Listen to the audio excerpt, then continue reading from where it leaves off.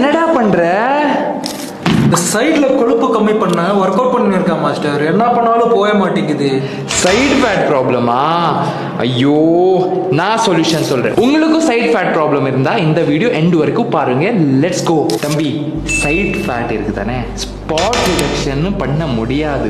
இங்கே பாரு, நீ இந்த எக்ஸசைஸ் பண்ணா இங்கே இந்த ஆப்ளிக்ஸ் மசில் இருக்கு தானே, அதுதான் க்ரோ ஆகும். அங்கே ஃபேட் போக மாட்டேங்குது.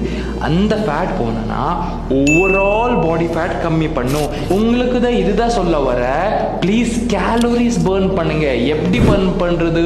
சாம்பிள் ஒர்க் அவுட் கேப்ஷன்ல கொடுத்துருக்கேன்.